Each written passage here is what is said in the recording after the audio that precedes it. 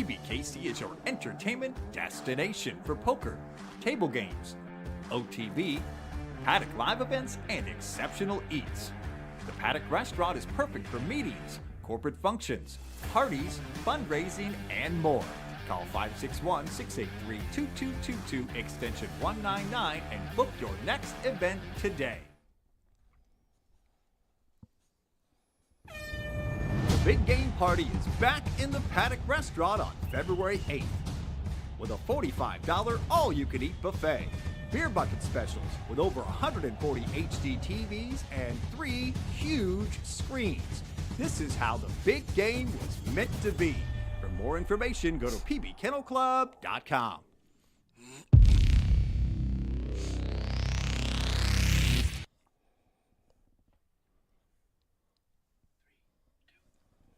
It's Wednesday morning, it's 10 a.m., and it's time for PBKC Picks, broadcasting live right here at the Palm Beach Kennel Club in West Palm Beach, Florida. And the gang's all here.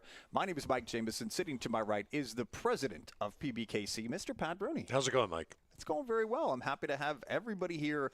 We're going to have a great show today. Yeah. Right behind Pat is Earnest Christian, a podcaster and poker dealer. How you doing, Ernest? I'm doing well. How are you? I'm doing well. Right behind me is Noah Carbone. He is an assistant general manager and the leader of the poker room. How you doing, Mike? It's going ready very to go. well. You need bring up the energy, Mike. We are rare. Pick it up. All right. Come on, let's go.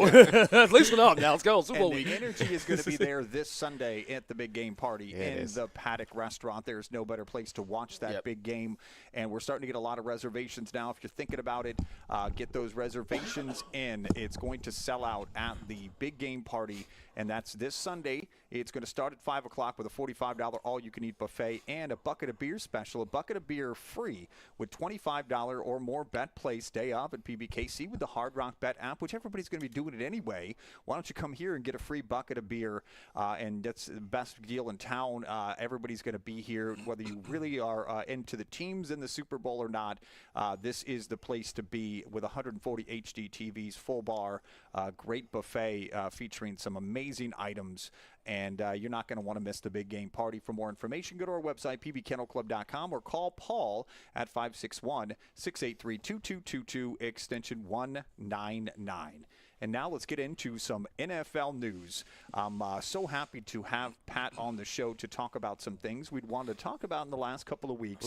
Let's start off with the Super Bowl, and that is going to come up on Sunday. The start time is 6:30 for the big game from Levi's Stadium in Santa Clara. You have the Seahawks at the Patriots. The Seahawks are going in favored by 4.5.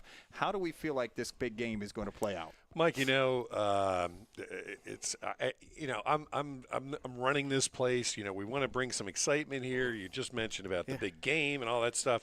The longer this goes, the least I want to watch this game. Yes, I agree. I'm like, and I'm not just saying because it's New England, Seattle. Yeah. If it was Denver and L.A., I'd probably be saying the same. We need some new teams in here. We need some new blood in here. Like Houston, this was your chance to do it, and you couldn't do it. And again, this is not – New England's been there, 12 times? Seattle's been there – this is 3 or 4 for them, and fairly recently too. I don't know. I'm just not I'm rooting, I guess, for Seattle because I don't want New England to win more Super Bowls than the Steelers. That's a ridiculous reason to root for a team. But, no, it's not at all. But that's where I'm at with it. So I don't want to be a wet blanket. I don't want to – because it could be a very good game, actually. They're the two teams, I think, both have good defenses. Seattle's offense is pretty good. Drake May's a MVP candidate. So the game could be actually a pretty good game. But I don't know. My excitement meter is down around 1 for this one. So hopefully that will not drive people away from the Paddock room. But, I got to be honest. I got to tell it like it is, and it's just not doing it for me. Is it possible? Cause I'm the same boat as you are. Is it possible the reason why is less about the teams, more about the fact that the 2-week thing is a little bit weary now? Like, I understand. I used to be a fan of the whole, 2 weeks before the game because, players get to rest a little bit. You get to have a little bit of hype. And I was a believer in that stuff. And now as I get older, I'm like, all right, what are we doing now? Like, this past Sunday is my first non-football weekend in about 5 months. And I'm like, I'm already in that mode already. And then I got to worry about the Super Bowl in 1 week and then go back to non-football mode for the next 6 months. So I think it's more about the fact that we're waiting so long for this now. This should be a good game. Like, right now, my interest is at a 6.5 right now. I think I'll be at an 8 or 9 by the time I get the kickoff. But Yeah, I think it's more so the fact that we're just 2 weeks is a long time to wait for a game. So Yeah, this is my Super Bowl. So the Eagles, as you know, they played in the Super Bowl, they get a year off. They play in the Super Bowl, they get a year off. So this is my bye week for the Super Bowl, basically. and I don't know what to do with myself. I have all this time. When your team's in there, you're locked in, and you're looking at every little nuance and all the press I haven't watched any of it, none of it, not one thing, because it just doesn't hook me. And kind of like Pat said, it's like, okay, these teams there's not a ton of star power on there. There's not, and you start with, Drake May, he's an up-and-comer, but he doesn't have that big name. It's not an Aaron Rodgers or Patty Mahomes or somebody who's everybody's like, all right, we got to tune in. We got to listen to what Travis Kelce says or whoever, or if A.J. Brown's going to go off the handle. Like there's a lack of story. And maybe this goes to the professionalism of those two teams. I know Mike Vrabel has his team locked in, and we're not giving our pick yet, I guess, but I do have a pick in this game. But, yeah, it's I'm with Pat, and I appreciate his being candid and just saying it the way it is. Mm-hmm. I can't find the level of excitement. I haven't even figured out where I'm watching the game or what. I mean, it would be the Pat room I'm sure. Yeah.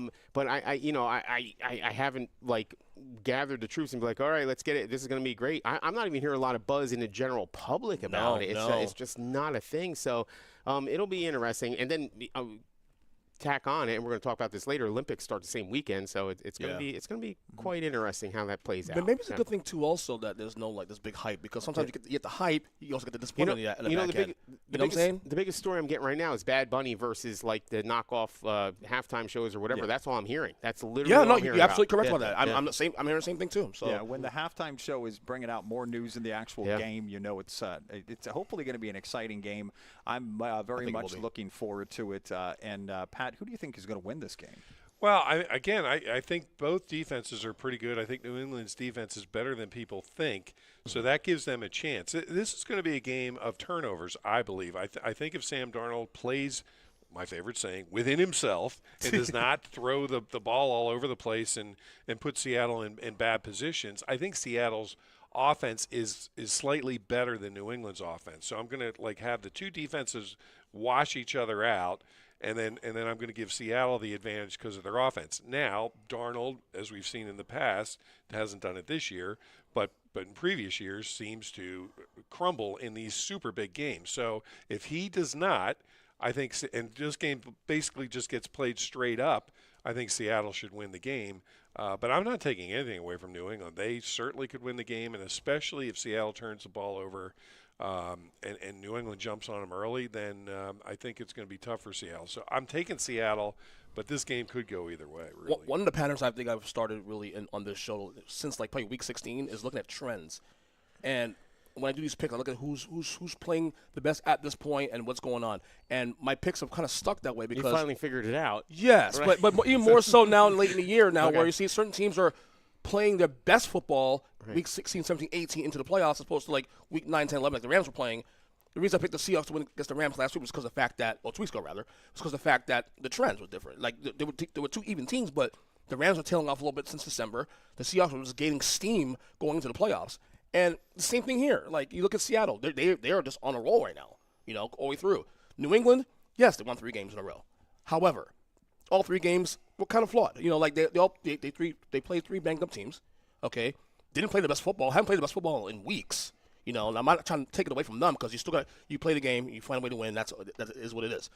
So to me, the pick comes out. It's 2 defenses that are, I won't say even, but the Pats defense are much better people give credit for. Seattle's his top 3 defense in the league. And if Sam Darnold continues playing clean football, he's gotten over the hump already. From the Week 18 thing into the playoffs, win the big playoff game at home against the Rams. As long as he plays, a complete game and doesn't with himself, as Pat said, Seattle should win this game running away. Honestly.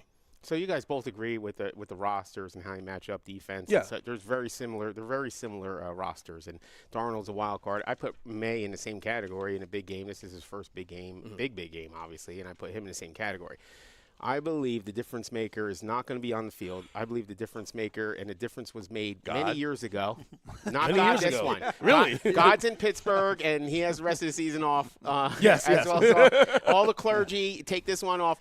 But this one, Mike Vrabel is going to make the difference. I think that 4 Super Bowl appearances gives you a leg up on anybody else. It's hard to find anybody who has 4 Super Bowl appearances. And here he is as a coach. He's seen it all. He's seen all the traps. He's seen all of the guys getting too excited or how to stay the course. And you start to get comfortable in that. And he's going to come in, and I believe he's going to be the most comfortable player. He's not on the field, but the most comfortable player who's going to participate in this game because he's been there 4 times before and he knows how it goes. He's going to bring in the just another game and all this other stuff. And I like to say it's going to be players. I'm going to put my stamp on this. I haven't done it in a while. New England wins this one because of Mike Vrabel. I'm glad you mentioned him too, also, because you were talking about how like this game's not sexy. There's no big names. There's an argument that Mike Vrabel is actually the biggest name on both rosters. There's an argument for that right now. I agree. So yeah, I was looking at the teams a little bit earlier. I feel like Seattle has the most well-rounded team. I think New England has a better quarterback. I do like Drake May, but I think Seattle's going to pull out the win here in the Super Bowl. And one of the things we haven't been able to talk to Pat about, I don't know if you've heard it or not, but the Steelers got a new coach. Oh my God, his name is Mike McCarthy. And how do we feel about it, Pat? Well, I mean, I have to go with my disclaimer. I do not speak for the Pittsburgh Steelers. I have nothing to do with the Pittsburgh Steelers. Yeah. I am a shareholder in the team, but other than that, I have nothing. I have no say in any Walsher, a young Bill Belichick, or somebody that no one's discovered, and this person's going to take you to new heights and all that other stuff. But as the week has gone on, I think Mike McCarthy for this particular team is probably as good a fit as you're going to get right now. And I'm going to say this with the proviso that it's really difficult for any head coach to come in without a quarterback set. Without the quarterback position set, you can be young, old, you can be Bill Belichick, you can be Vince Lombardi from the grave. If you don't have a quarterback, it's just very difficult to win in this league. You can only do so much as a coach to manipulate things with defense and those types of things. I mean, the last team that probably won the Super Bowl with I would say a below-average quarterback is the 2000 Baltimore Ravens. So unless you have a super defense, or an unbelievable running game or something else that is far and above what the other teams have, it's just very difficult to win without a quarterback. So a guy like McCarthy, who's been around, he has a very similar record, by the way, that Mike Tomlin had, but he unless and until they have a quarterback situation squared away, I just think it would be difficult for anybody to come in and make an immediate impact. If you look at Bill Cowher when he came in for Chuck Noll, that was the very, very beginning of the Neil O'Donnell era with the Steelers. I think he was on the team with Chuck, but Bubby Brister was still playing. Yeah. So at least Cowher had a semblance of a quarterback and was able to utilize that. Right now we've got Will Howard and we've got Mason Rudolph. Mason Rudolph is he's a good backup quarterback. That's all he is, and that's all he's likely ever to be. Will Howard, we don't know. I mean, but he was a 6th-round pick, likely for a reason. So you've got that. They're talking about bringing Aaron Rodgers back. Again, if you're bringing Aaron Rodgers back as more of a tutor this year as opposed to somebody that you think is going to lead him to the Super Bowl, I'd be fine with that if he can tutor Will Howard, or if they draft somebody if they're able to draft somebody in probably the later rounds in this draft as a quarterback, that's fine too. But I do hate this is prevailing thought out there in the ether and the internets and this everywhere that Mike McCarthy stinks as a coach, and I don't like that. I don't like that. The guy won a Super Bowl. The guy has had many winning seasons in Green Bay. He won 12-5 3 years in a row with the Dallas Cowboys. He's not a bad coach. So let's start there. Okay, he's definitely going to keep this team competitive.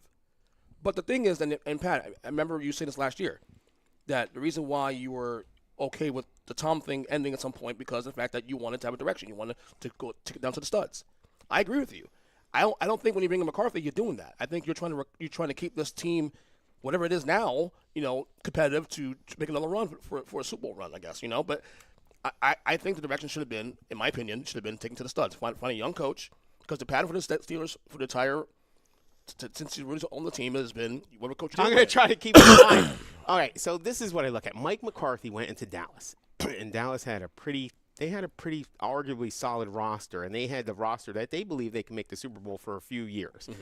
And they didn't, and they didn't progress, and they didn't make the Super Bowl, and they didn't even get more than one win in the playoffs, and he ends up getting let go, and then his backup is now in Dallas and doing essentially the same thing. Yeah. So now you bring Mike in, God bless him, and you give him a roster that is not even anywhere close to what they had in Dallas, and you expect him to do better. Maybe your expectation isn't for him to do better, but if there's any expectation for him to do more with less, I don't know where that comes from. It's not going to come from scheming and ingenuity and other things, because he had all the pieces and all the parts and he couldn't get over the hump. That's my concern. I'm not a fan of rinse and repeat, but the NFL has a thing. It's not as much production as impatience that they change coaches. Everybody changes coaches not because they're not producing, but become impatient. I mean, Dallas, arguably they're on the cusp and they could get there or whatever, and Pittsburgh now, you swap out Mike Tomlin for essentially Mike Tomlin 2.0 in my opinion by bringing McCarthy in. I agree. I don't think there's much long-term upside. I do not see. If you could get a bet in, I would put him on the if you could bet the over-under on him falling in line with the 15-20 year coaches of the Steelers. He is not going to make that number. I do not see it. I'd be surprised if he makes it more than 3 or 4 years, honestly. Okay. In a weird way, though, that's why I'm somewhat okay with this, because it's probably going to take you that long to find the quarterback. Right. And I'm assuming that, I think he got a 5-year deal, so he'd be 68 at the end of that. Yeah. Sort of at the end of that, what I'm hoping happens is that he hires a young, even though he's going to be making the offensive calls, but he hires a young guy that he can mentor and, coaching guru with the quarterbacks and all that other stuff, and impart whatever wisdom he has on that person. And then maybe that person can transition into the coaching role when the team is ready to then start, competing for Super Bowls. That's why I sort of, if you would have brought a young coach into this situation, I think he would just have a very difficult time, succeeding, because you have a lot of question marks, especially at the quarterback position right now. And I agree with you. I don't think he's obviously going to be there for 20 years, but I think for a 3 or 4 year period, if he brings in some guys and then they get, they keep building the lines like they've been doing, which I think has been very good. And then if they got to hit on a quarterback, that's the big thing in the next couple of years. And then maybe McCarthy can transition somebody on his staff into that governance role as a coach. That makes sense. It sounds like this is more like a table setter deal more than anything else. So John Bunner checked in. He's one of our friends on the show. Jerry Jones has a lot. One of our friends, not yours. Jerry Jones has a lot to do with McCarthy not giving over the hump in Dallas. I agree with that 100%. And since we've talked last week, there's a couple of lousy teams that have signed coaches, including the Cardinals. They got Mike LaFleur. I don't know if we ever talked about the Browns with Todd Monken. And then we brought that news last week as we were signing off, remember? And then the Raiders are they have their eye on Clint Kubiak, who's the offensive coordinator right now of the Seahawks. But Pat, this is kind of an off-the-cuff question. When you're looking for a new head coach, are you looking for a more offensive or defensive mind? Well, it is an offensive league right now. It's score as much as you can, as fast as you can, and that kind of stuff. But I still believe, obviously, that defense plays a big role. If you look at the Eagles, if you've got a really good disruptive defensive line, 4 guys that can disrupt things, that to me, that still wins you games. So I don't want to diminish the defensive side of the ball at all, but it has become much more of an offensive league with the rules and everything else. It favors offense. So I get that part of it, but I still think you can still win big games with defense, and I think that's as important a part of it as any. But I probably would look more of an offensive guy, and then have that person, bring on a defensive coordinator like a Jim Schwartz or somebody that is a strong-minded defensive guy as well. I think you need both, but I think you'd skew more offensively as just as recent past history shows. Most of the really good teams now have really good offenses. Yeah, I could speak personally. So this is an interesting topic because when I coached youth football, I was head coach a few times. And as a head coach, I was an offensive guy, and offensive line and run schemes and stuff like that. But it was always interesting. As a head coach, you're essentially in charge of the defense as well. But really, that comes down to, I really don't understand what's going on over there, but I know it's not right. Fix that thing right now. And that's literally, it felt like that a lot of times. Yeah. And these coaches are a different level, but there is a fall off in there. So as long as if you're an offensive coach and this is your offensive mind, like Andy Reid, he gets Spags, who's one of the greatest defensive coaches, I believe. And then, you got to get that guy that's a right-hand guy and have him. And then you got to give it to him, turn it over to him, and let him do it. And let him do it 100%. Either way, if it's offense or defense, you got to trust in your guy and a right-hand guy. And you're going to yell at him and you're going to scream at each other. But you got to have that guy. And I think it works both ways. So I think the biggest focus is on the leadership at the top and how you can manage that relationship. Managing that relationship with the guy who's handling the other side of the ball is the most important thing. Now, growing up on a set defense, obviously, because that's the league we were raised into thinking, whatever. And while I still believe that defense still wins championships, ultimately, you do need to know what the hell's going on offense, too, also. Like the Sean McVays, for example, are known for their offensive schemes and whatnot. So Andy Reid, obviously. So you have to have someone else. I'm not saying to say lean offense only, but you got to have some knowledge of the offense. Well, there's much more flexibility. There's a larger upside. That's a good point, Ernest. A larger upside to the offensive coach, because if he could scheme something or come up with something new or different, like Bill Belichick did with the tight ends in New England for a while, he had all this weird scheme, and you're like, what is this? Then the pick plays and all these other things that were instituted came from the offensive coach. You could do some stuff on zone defenses and stuff and zone blitzes and do some different things, but there's only so much creativity you can get on the defensive side of the ball as opposed to the offense. And speaking of Bill Belichick, we spoke about him last week on the show. And, Pat, I couldn't wait to ask you about this. Oh, yeah. We had a lot of engagement, especially on TikTok, about the little bit we did on Bill Belichick last week. Well, add to the mix, Robert Kraft now was also a first-time ballot Hall of Fame guy that is not getting in his first year. A lot of the people on TikTok especially were talking about the fact that they're not getting in because they were cheaters. And that's essentially what people are really saying about this. How do you feel about Super Bowl winning coaches and owners with 6 Super Bowls under their belt not making in the Hall of Fame on the first ballot? Well, it's the same thing. How do you feel about Barry Bonds or Mark McGwire or those guys not getting in because they were taking performance-enhancing drugs that helped them, hit a bunch of home runs and stuff. If Belichick and Kraft, not Kraft, but if Belichick was videotaping practices and knew what the plays were going to be, I understand those arguments. But in this particular case with the Patriots, my view sort of got skewed by somebody that said the punishment was already doled out to them. They lost draft picks, they got fined, and all this other stuff. Now, it didn't take away, they didn't have to, abdicate their Super Bowl wins and those types of things, but they were technically punished, right after the Deflategate and all that other stuff happened. Is it enough? Do we still need more vengeance or whatever? Or are clearly a guy like Belichick and Robert Kraft that have overseen, one of the greatest dynasties in sports for 20 years. I mean, just unprecedented that a team could dominate for that long. No, they deserve to be in the Hall of Fame. It's an obvious point. Yeah. I am not a voter. I don't know. People are human, and I don't know. I'm assuming that a lot of them just got together and we got to keep them off for 1 year to just show them that what they did was not was not kosher.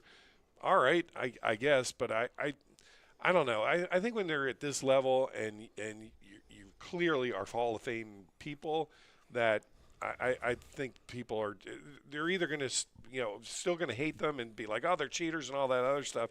But I think you got to recognize that for the most part, they deserve to be in there. I think Pat's a great point, and Pat said the punishment was doled out, but that spawned an idea. Okay, here's an idea. What if when those punishments were being dished out, since it's all under the same umbrella, you're not going to vacate a Super Bowl or other things? What if we could throw in there like a not eligible for the Hall of Fame for 5 years or 10 years and throw that in there? And that's not a bad idea. And then it's decided, and then we don't have to worry about this or whatever. It's doled out, and you hit it. So there it is, NFL. Your solution's right there. When you dole out these things, say ineligible for X amount of time, up to and indefinitely, you could do that. But then it'd give clarity as to give the voters some thoughts on so they're not doing it themselves indefinitely or for whatever. Barry Bonds, by now, in my opinion, if you gave him a 20-year ineligible for the Hall of Fame, you could get past it now. Because if you're not vacating these championships and you're letting them play in the record books and everything else, at some point you gotta justify that it was good. The championship was good. They did what they did in order to win this thing, and it was fair and reasonable. So let's do that. Let's come up when you make these rulings, give them a ineligible for the Hall of Fame. And they were punished too. Also, I know what Brady lost 4 games. I think 2 years after the fact with the Deflategate. I know for the Spygate, they got punished too. Also, which triggered their 18-0 run that year, obviously. But, like, look, here's the bottom line. They're going to get in. Hoodie's going to get in. By hook or by crook, he's going to get in. He's just that damn good. The Kraft thing is kind of funny because I thought maybe Kraft gets before him and be a little bit of controversy there. But I will say, and I don't think this is going to happen, but Tom Brady's up, I think, either next year or the year after. If Kraft and Hoodie are not getting in, where's Tom Brady stand in all of this? Does Tom Brady get – because remember, Tom Brady was also punished for his involvement in Deflategate. Does he now take a hit also, too, for this? Well, I'm going to lean no, but I would not be surprised if it happens. One more point. There was I read something today that they said Belichick, it might have cost him that he's still coaching. So sometimes you want a complete story and that story to be over, and his story's not over. Yeah. So maybe they're concerned with that. Yeah. Now let's talk about Hard Rock Bet. Just last week, they started a new deal.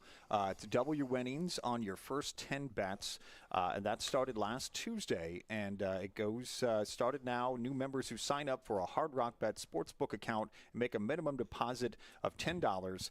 That's the minimum deposit on the app. You get 100% profit boost tokens, maximum $50 bet per token, and that's a cash wager only. If the wager wins, the customer receives 100% of the profit boost winnings, and those tokens are going to expire 7 days after the issuance, and only one token may be applied per bet. But this is the perfect time with the big game coming up. If you haven't already signed up for sports betting, go ahead with your photo on your phone and go over that QR code. Get in to win right now, and then come to the paddock on Sunday. Show us you bet $25 or more, and you're going to get a bucket of beer also. But that's through the Seminole Tribe of Florida. You got to be 21 plus and physically present in Florida to wager. Terms and conditions apply. Concerned about gambling? Call 1-833-PLAY-WISE.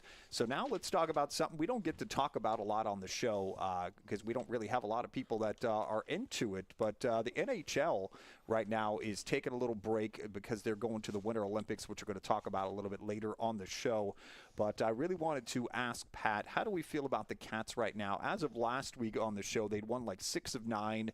They were on a little bit of a hot streak. Is there any chance they're making the playoffs and could repeat? No.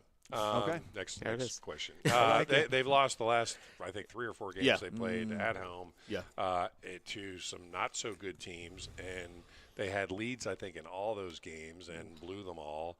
I don't know what's going on with this team. I think they're just fatigued, which can happen, and they don't have Barkov, and Kachuk's probably not playing at 100%. Marchand's not playing. A lot of their really good guys are playing, but Reinhardt's playing, Verhaeghe's playing. These guys just signed big deals, and while their points are there, it doesn't seem that they're not giving the guys a spark. Like when the game when Bobrovsky has a good game and only gives up 2 goals, they only score 1.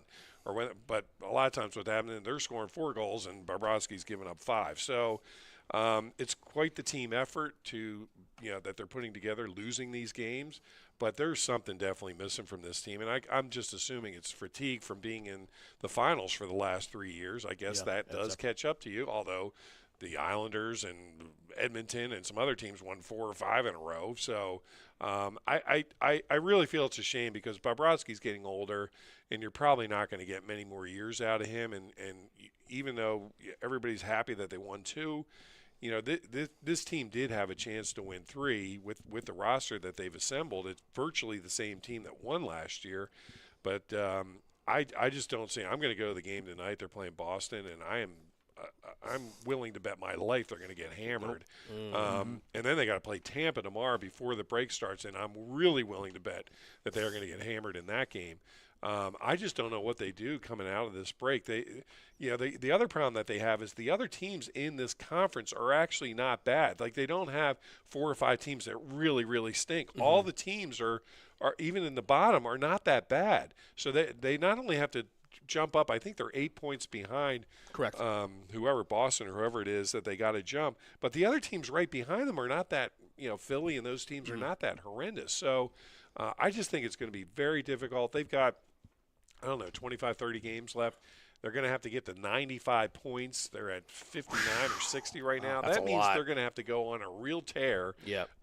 They can do it. They have the personnel to do it. But what I'm saying is that personnel that I'm watching just doesn't have it. They're trying. Mm-hmm. I mean, they just played I'm trying to think who they just played the other night, and Buffalo, and they're up 2-0.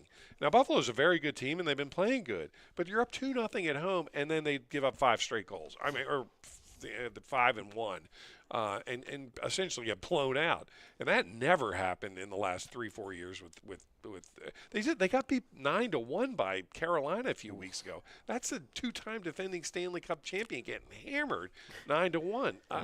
That stuff doesn't happen. I feel bad for a lot of the fans, but at the same time, you just got to look back and say, hey, we won 2 cups, and maybe that's all we're going to get. But, man, oh, man, it's a shame when you still have kind of young guys that are there, and they're just – I hope they get Barkov back next year, and they come on strong, and they come back. Tkachuk absolutely should not be playing in the Olympics. If I had any say as Panther management, I would not let him go play in there. But I mean, I guess they don't even have say in that. But it's a shame. Because like I said, they're not even going to get a chance to defend the cup because they're not going to make the playoffs. Yeah, and you mentioned the Lightning before. I know Earnest has a point about this too. The Lightning made history overcoming a 5-1 deficit to the Bruins in a 6-5 shootout during the 2026 Stadium Series. I'm sure you, if you didn't watch the game, you at least heard about it, Pat.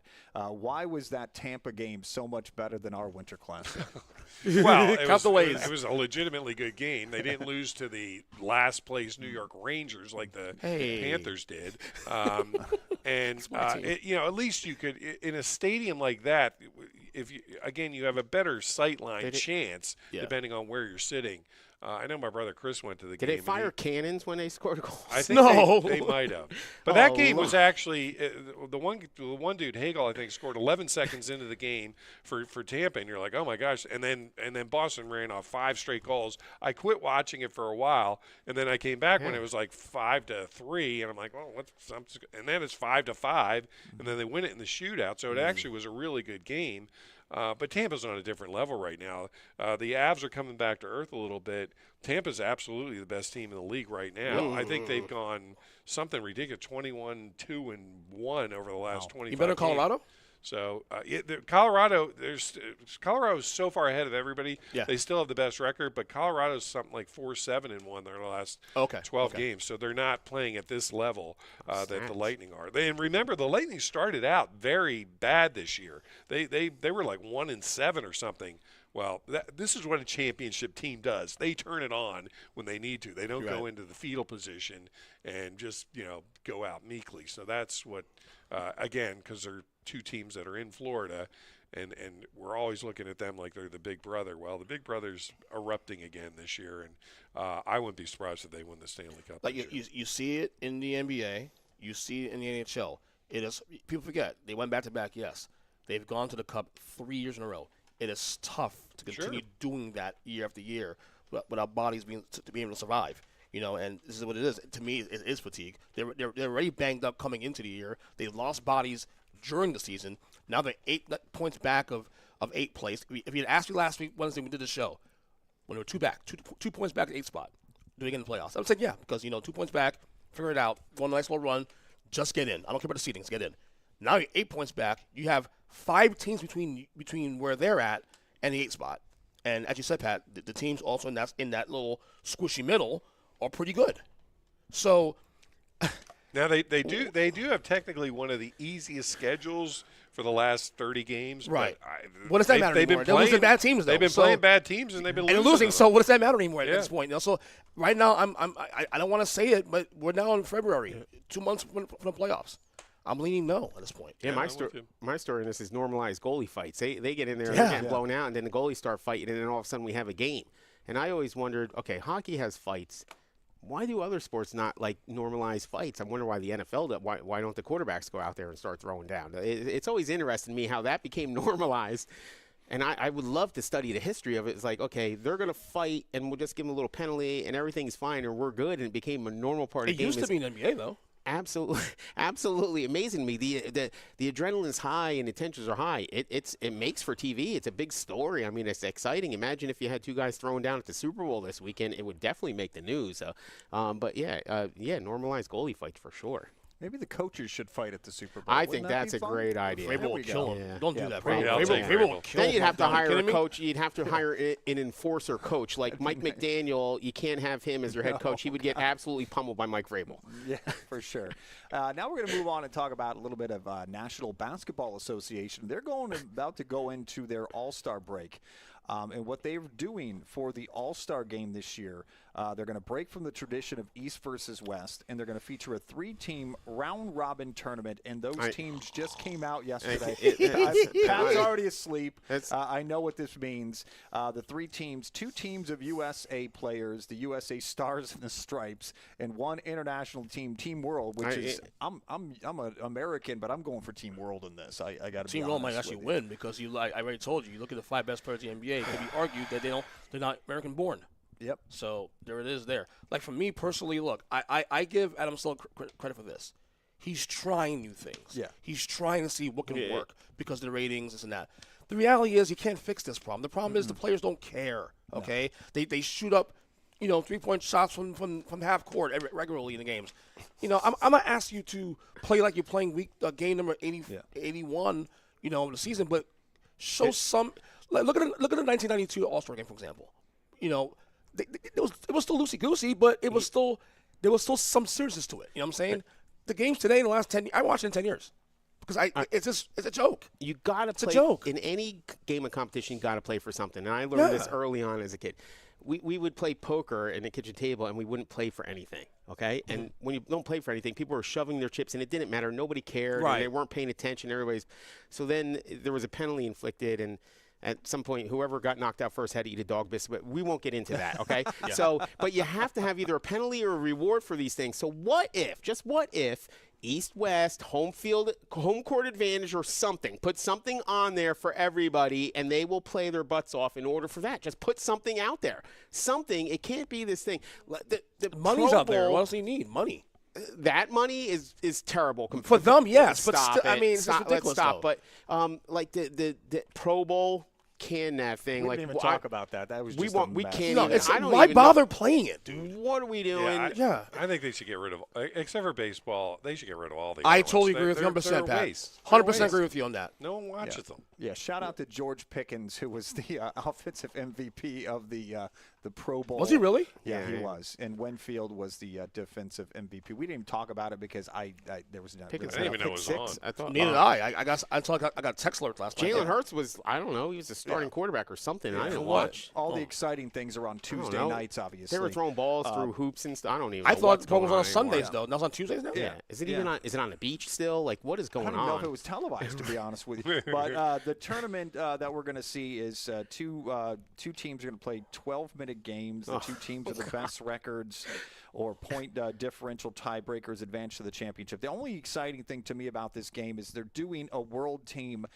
We have the Team World team, which is Luka, Jokic. We got Shai on there, Wembanyama, and Giannis. Basically, you just mentioned literally the 5 best players in basketball right there. I love it. The 5 best players in basketball right there you just mentioned there. Well, you're drawing from the pool the whole entire world versus the United States. So there's you're drawing from a bigger bucket. You're gonna. No, but he listed literally the 1 through 5 best players in the NBA. So the United States is this big, and then you have the rest of the world, and it's gonna happen. The only thing that raises your level at all, forget all that, like these guys playing against each other. It's like Earnest said, this is like, slap.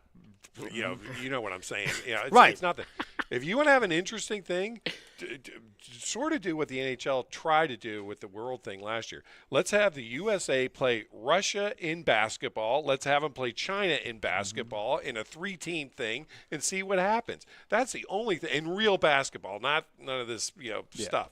And see what happens. That you might get some interest that way, but otherwise, if these guys playing against themselves, nobody cares anymore. What if they move the All-Star game to the end of the year as opposed to the middle of the year? In other words, if the concern is injuries, I'm saying. Yeah. Okay, then once the season's over, this play a game Yeah. as a celebration at the end of the year, and then we're done. Yeah. To me, I used to really look forward to NBA All-Star Weekend because of the slam dunk contest, too. which I don't Do even they know still who's have in that? that. Yeah, I just love it. All I know is Three-point that Con Nipple is going to be in the three-point contest, which is one of my favorite players. If there's anything to watch in this weekend, is the Rising Stars game. Yeah, it could be good. These kids care. With Cooper These Flag, kids care. Con in that game too. But the younger team for the USA Stars, you got Booker, you got Cade Cunningham, Tyrese Maxey, that's your guy. Pretty good. And got Chet Holmgren and the older team. This is like, a best of, some of the top 50 players ever. You got LeBron, you got Steph, you got Durant, Kawhi, and Donovan Mitchell on that team. That's terrible. They're pretty good teams, but I don't think any of us are really excited. I'll say this much. When is that? When is that game? On next weekend. Next weekend. Next weekend. Yep. I will say this much. The USA versus the world idea is not a bad idea. Yeah. It's not a bad idea. It's better than what we've gotten in the last couple of years. We have but I miss East-West. I really want give me East-West. And just all I need you guys to do is just care a little bit about the game. Just a little bit. Just a little bit, please. Save USA versus the world for the Olympics. We already do that, so just leave it there. Exactly. So now we're going to move on and talk about the NBA trade deadline, which is coming up, tomorrow? Tomorrow, 3 o'clock. Take it, Ernest. Take it from here. The big one was Harden went to Cleveland. The Cleveland Cavaliers acquired 11-time All-Star James Harden from the Clippers in exchange for Garland and a second-round pick. Is this going to do wonders for Cleveland, Ernest? Well, the good news for Cleveland now is that you'll have a point guard that's available to play. Like, Garland's a good player, but he's just never available, So at least with Harden, you get someone that's going to be able to play basketball. Now, his problem has always been in the playoffs, not come up big when he needs to come up big. Now, the good thing for him is that he's not the number one guy on the team, and probably not the number two guy on the team. So he's insulated with a lot of really good talent.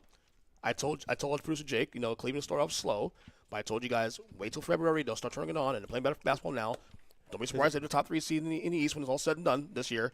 I think the last couple of years they've been kind of the team that's been like, the number 1 seed last year. Everybody's talking about the Cavs being in the finals, and then they disappointed in the second round playoffs. Now they're kind of under the radar. I think where they're at right now currently is probably where they prefer to be, kind of be a little bit doubted. Everybody's talking about New York, everybody's talking about Boston, and obviously Toronto's having a good year. I think Cleveland now is with this move, especially 2-0, I think if Harden could just fit in, which I think he will. I'm not a big Harden guy, but he will fit in.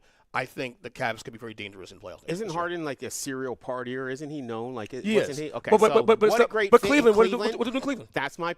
Thanks for taking my point. There you go. You end up in Cleveland, and Harden's there. There's nowhere to go, and there's nothing to do. So that's a good fit. Somebody thought outside the box and say, let's put Harden in Cleveland because he can't go out at night because there's literally he's used up every strip club in L.A., in Houston, and Philadelphia. Yeah. No offense, Cleveland. What's to do in Cleveland? That guy is a menace on the dance floor, from what I understand. He's a crazy man. How old is James Harden? He's 35, 36, but he's still really good. He seems like he's played forever. He has. Like, he just seems like he's But Pat, he's still really good. Well, I mean, he's good, like you said, and he usually plays one really good game in the playoffs, and then that's it. But like, you know too well. Like I said, it just seems like he's been around for a long time. But like I said, he's insulated now with a team that he doesn't need to be the guy. He gets top 3 guy, top 4 guy. You have Donovan Mitchell there. You got obviously Evan Mobley. They have a very, very good roster in Cleveland. The club in Cleveland's gonna be lit. Yeah. So I mean, but of course, like Harden is just a piece of what we're looking at. Like, there's a lot of, we still have about 24 hours before the deadline's over. The big one is Giannis, obviously. Is he moving or not, Ernest? He's definitely moving. The question is going to be, will it be by tomorrow or will it be this summer? Okay. That's the question. So he's definitely moving. I'm asking if he's moving this week. I say yes. Okay. I say yes. Where's he going? So the 4 teams right now are put your stamp on it. There's Miami. There's Minnesota, which is very underrated. Golden State is in the mix, and New York. Although I think New York, and especially now with them winning, I think 6 in a row now, they've things have cooled off now. I think they're okay where they're at now. If I put a prediction right now, I think Miami has the most to offer in terms of assets, in terms of a star, and in terms of expiring contracts. I think the Heat have the edge in terms of. So how bad you want him there, and are you going to start showing up at games then? I hate going to Miami number 1. So I know, that's but will that change that? No, I go to Heat games even if they were like a bad team. I'm a diehard fan. Okay. My point is Miami. They are now in this spinning wheel of mediocrity. They're a team full of B+ players. They're a dangerous team at times, but then they're hovering over 500 a little bit. They need to shake things up. It's time. And I think a guy like Giannis, while we'll shorten your window a little bit, though, you need a star. And I think if you get Giannis, depending on what you lose for him, if you only lose Hero and some pieces, you'd be all right. But if you lose him and Bam, which I thought Bam was going to deal anyway, they will be in the mix. Yeah, and Giannis, I don't know. I don't think you'll still be in New York with that, at least right now. But going forward, maybe you can add pieces next year and beyond. But you got to remember too also with Giannis. Giannis is now 31 years old. He's not Kevin Durant. Yeah. And what I mean by that is that he's not a perimeter player. So his game will will not age well as the years go on. Yep. Whereas KD is now 37, 30 years old and he's still playing great basketball because he can shoot the ball from the perimeter. So understand when you get Giannis, you're working on at most 3-year, 4-year window. Yep. So let's get into something we haven't talked about since last year. That's the MLB World Baseball Classic's coming up in March. Is this something we're excited about, Pat? Again? Oh, really? Really? Listen, I know guys like this, especially down in Miami, they get all pumped up and all that, but I'm old. I just don't care. Yeah. I love it. there it is. I love it. And in talking about baseball, this is a point that me and Earnest have talked about in the last couple of weeks. After the Dodgers signed Kyle Tucker, is there a need for a salary cap in baseball? Yeah, I mean, I know the players absolutely do not want this. I think they're going to go as hard as they can go against this. And the MLB guys generally win a lot. Unlike the other leagues, they win a lot of the players end up winning a lot of their issues. But this one, it does come down to a fairness thing. I get it. Like we should be like completely like, well, if they want to spend all that money and get the best team, then that's up to them. The Yankees did that to an extent a lot in the 70s, 80s, and 90s, and won a lot doing that. But it still doesn't guarantee a win. You still have to get chemistry, and you got to have the manager making the right moves and all that kind of stuff. Because when you have guys that are all of them are super high paid, there's a lot of super high egos that go with that too. So when you're trying to take a pitcher out and he doesn't want to come out, or you're trying to sub for a guy at first base and he doesn't want to come out, you got to deal with a lot of major league egos at that point. But I do think, again, I think you have to have these teams in some way, shape, or form, and I'll speak about like the Pirates or the Oakland A's or Sacramento, whatever they are now, Las Vegas.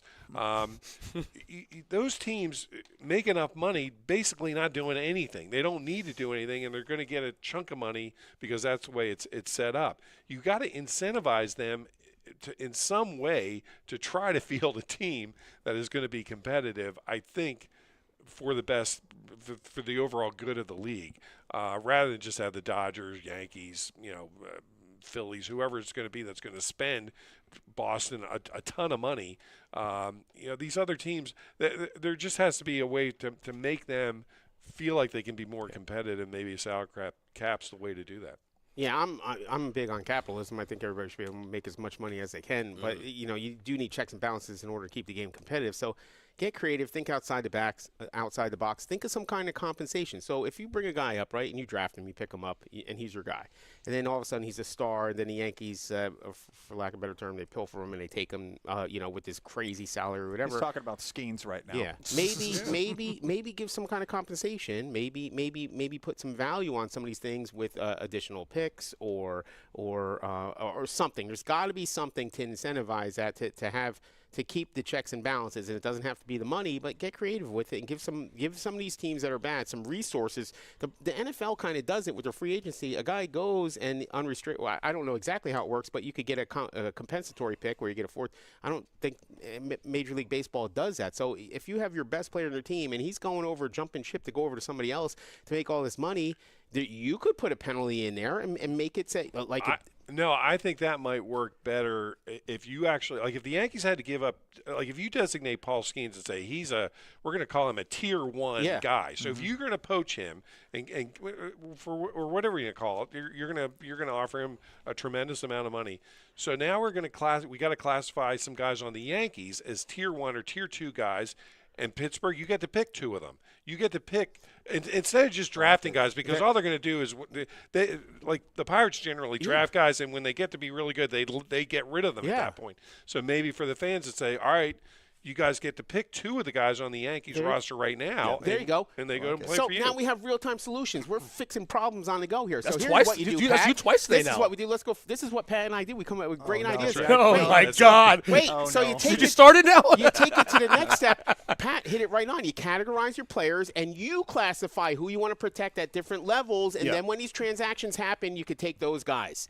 Yeah. We just fixed that problem. The The salary cap is fixed. Right. The bottom line is I'm for salary cap because at the end of the day, as a baseball fan, I love the Mets. I'm a baseball fan. I want competition. I want balance. Yeah. And it's good. Fans like competition. The NFL thrives because of competition. But if you're gonna do a salary cap, there has to be a salary floor also too, because there are teams. I agree with that. There too. are teams. Marlins. There are teams. Marlins. You mentioned one, right? Yeah. There are teams Marlins. who will get revenue sharing and don't spend that money. No. The NBA got it right years ago. If you're gonna do a salary cap, 90% of the floor has to be spent. End discussion. So. Yeah. No, I like those ideas. We're going to clip this. So No, you're on a people roll can today. go That's ahead 2 and today. clip That People one. are going to go ahead and Hall of Fame, now this? We're going to see change, and we're changing the world here. Yeah, we got some starting this week on Friday. It's the Winter Olympics. That's from Milano Cortina, Italy. We excited for the Olympics, Pat? Yeah, I mean, I sort of got a little pumped up. I watched on Netflix. If you guys haven't seen the Olympics about the 1980 hockey team, unbelievable. It just dropped 2 days ago. It's like I an saw hour that. and a half. I gotta It watch is it. really, really good. Even if you weren't alive then, I was, and I remember watching that. I was born.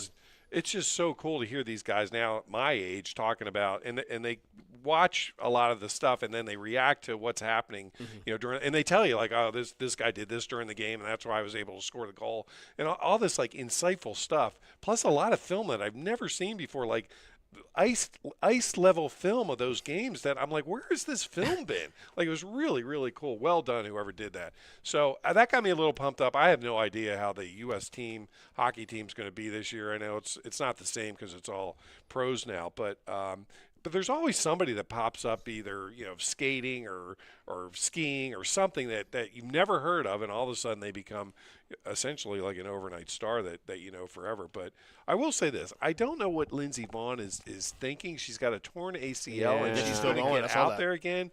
I'm not a doctor, and I don't know a lot about knees, but I'm imagining if you're skiing on a torn ACL, that if something happens your knee when comes you're into play, can't you severely injure yourself? Like if something pops out the way it's not supposed to. So I give her credit for trying. Competition. But at the same time, I'm a little like, are you just trying to grasp at whatever you got left? And if you are, that's a shame, because, obviously you want to try and protect yourself so you're not walking around like me when you're, 60 and got to have a cane or something. But maybe she doesn't care about that. But, I am looking forward to the Olympics just because I think it's a chance for, some of the stuff we're talking about, all-star games and all these other things, that this is true generally. It's true competition between amateur people, that this is what they train for 4 years for, and they finally get on the big stage, and somebody is able to deal with the heat of competition and the pressure, and they do something that you're just not expecting, and that's always fun.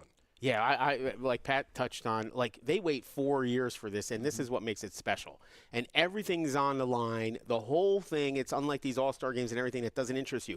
These people have put every single waking moment for 4 years or longer, wake up from the time they get up to what they put in their bodies, to what they do all day, to what they look at and what they train, and they're trying to shave hundredths of a second off a bobsled or something, and everything they do counts, every single step in motion, and everything's on a line. I don't know if there's anything better in sports when you really get into it. There's not. Tack that on with the fact that now it's over in Italy and they're going to start early or whatever. Literally during the doldrums of sports, when there's nothing on, this is going to fill that void for exciting stuff. I mean, this is there's Chloe Kim with the snowboarding and Lindsey Vonn. There's a couple others. The skating and this really brings the masses to sports. It goes further past just a casual sports fan. It gets into the casual sports fan where they're watching now, where the wives are watching in the evening, where it's on TV and everybody sits down and watch. We got to watch the skaters and they're going for gold and keeping track of all the stats. It is an exciting time.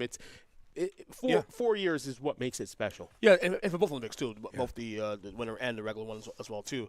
By the way, was Al Michaels on that call for the that 80 game? Yeah, he was, and it was him at the age he is now, watching himself and commenting on what he was thinking and what he was talking about, like with Ken Dryden. And it's really, really well. I'll tell you another little snippet from it. So they have Eric Heiden on there too, who's the famous skater who won 5 gold medals during that thing.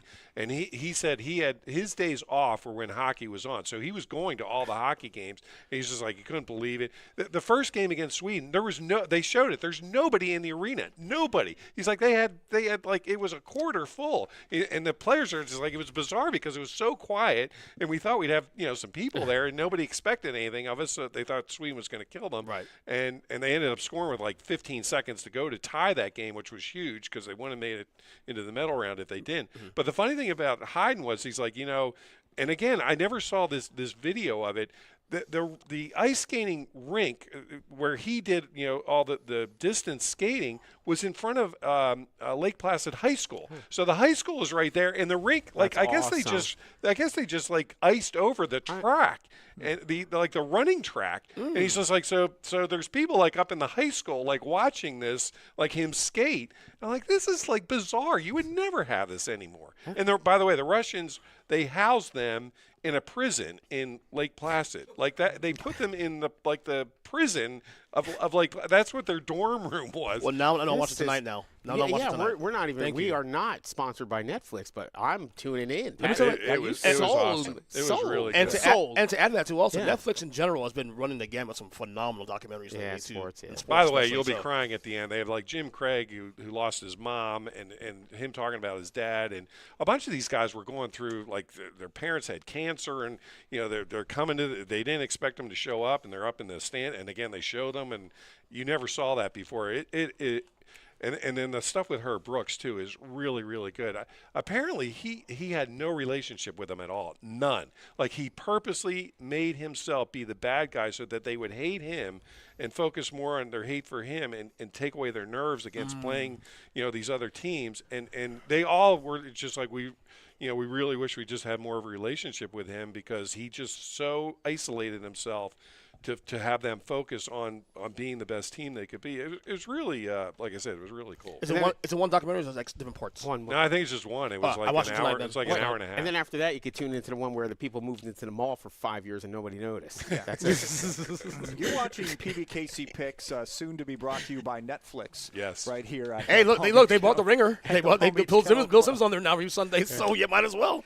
Okay, now let's talk about our sports betting picks of the week, and I cooked one up for the big game on Sunday. I got a anytime touchdown for Stevenson from the Patriots.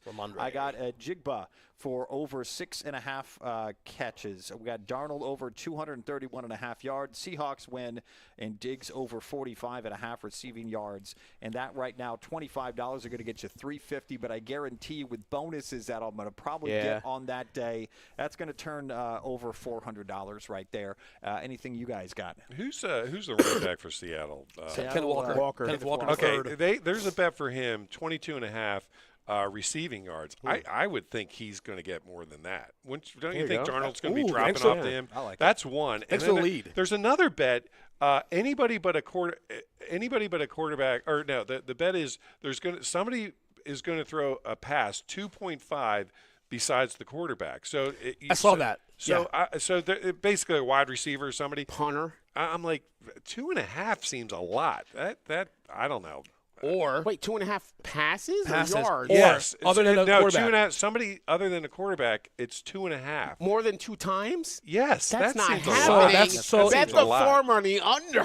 No, so here's the thing. So you have Darnold and Mays, 2 right there. Yeah. Okay. All right. So that's what they're saying. I thought they were saying right. So other than those 2. They could be a trick play. That's the over. Backup quarterback. They could be a backup quarterback coming in the game. Oh, that's a different story. So that's an interesting one. Then. So you could sour root for somebody getting their leg broken, and then you win that bet. I went under that. I did the prop bets on my podcast yesterday, and I went under that one. That came up. Right. So I thought it didn't include the quarterbacks. I'm like, be you're talking about 2.5 passes yeah. by other than the I need $5 million to one on that. Right, exactly. Yeah.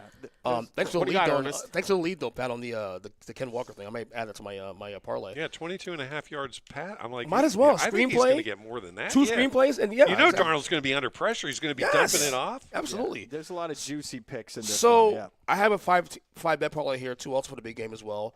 Seahawks minus 4.5 to cover. The best bet in this game I've been saying is the under. Tails. 44. Well, that too. And I have tails also. 45.5 under. Bet the under definitely. Smith and Jigba over 94.5 receiving yards. Mm-hmm. Sam Darnold under 231.5 passing yards, and then Kenneth Walker, who I'm picking up MVP for this game, over 74.5. So rushing yards. You're like contradict. So you said Darnold under and. Well, Darnold hasn't thrown for a ton of yards this Right, year. and you're saying the other guy over. No. He'll get the over, but that's it. He'll throw him so only. it's just him. Okay, Yeah, so He hasn't had a ton of 300-yard games. all and right, stuff. so I'm going to go with the pressure and new quarterback situation. I'm going both quarterbacks throwing an interception. That's no I like that. I like that. Yeah. And then I got Jackson Smith with over 94.5, like you were, Ernest. I got Diggs with over 45.5. I think he's one of the only options on that team. Yeah. And then you would assume if Jackson Smith gets over 94.5, he's probably going to have a touchdown, right? So that's most likely. all. You're almost getting that for free, right? So I threw the touchdown there as added value, and then Kenny Walker, I have him for a touchdown. So for $25, you cash in a smooth $481.65. Not bad. And mine $500. You'll get more than that too with all the bonuses they're going to throw at us. Yeah, mine also, by the way, is $25. You win $561. And tails never fails. Yeah, tails never fails. Tails never fails. Let's talk about what's going on here at PBKC. We're starting to get into a busy time now. We got a lot of things coming up in the very near future. Right now, we got February high hands going. And that's Roses are Reds. Payouts are green every 15 minutes, 9 a.m. to midnight. The big drawing is going to be on February 28th. And don't forget about those progressive high hand weekends. We also, starting tomorrow, have the February 100K Monster Multi-Flight. And that runs through Sunday. So Thursday to Sunday, that's a $100,000 multi-flight event with a $300 buy-in. Actually, later today, starting at 1:30, we're going to kick off the show for some of our listeners here to the PBKC Picks podcast that were weekly winners are actually going to play in a little poker tournament that we're going to live stream right here on all of our social media. And one of them is going to win a ticket to this multi-flight event, which is beginning tomorrow. We have lots of flights and lots of time to get in there. So that's one of the best tournaments in all of South Florida, and that runs through Sunday. And then, of course, we got the paddock shows. We got some big ones coming up. This Friday, we got the Alter Eagles. That's practically sold out. I don't even know if you can get a ticket to that. Then next Saturday night is a favorite of mine. Nobody does love like Chris McDonald. That's your boy, man.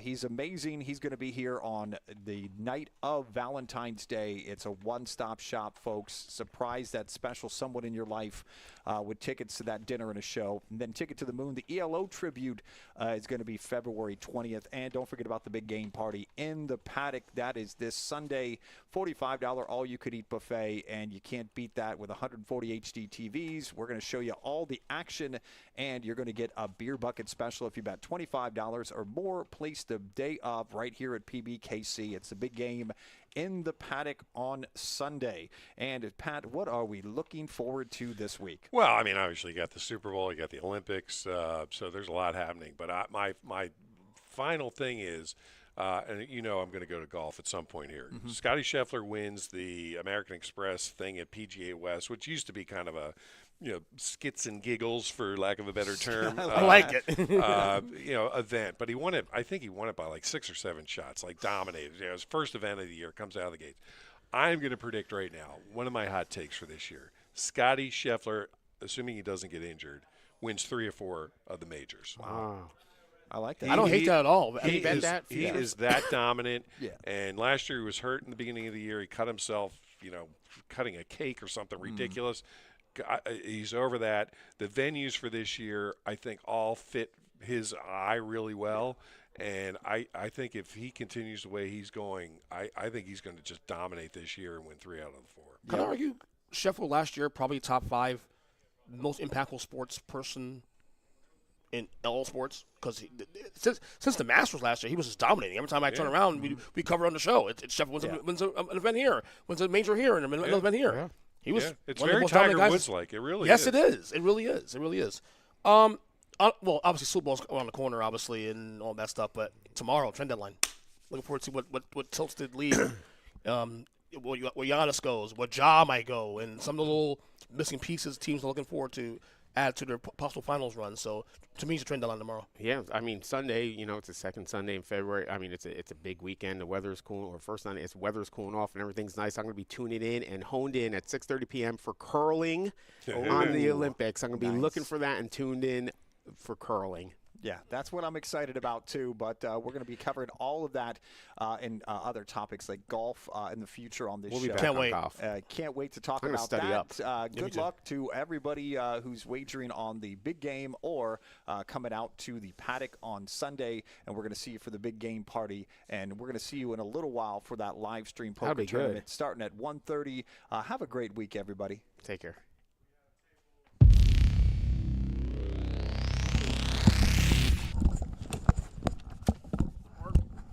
PBKC is your entertainment destination for poker, table games, OTB, paddock live events, and exceptional eats. The Paddock Restaurant is perfect for meetings, corporate functions, parties, fundraising, and more. Call 561-683-2222, extension 199, and book your next event today. We should have that. You should have that on.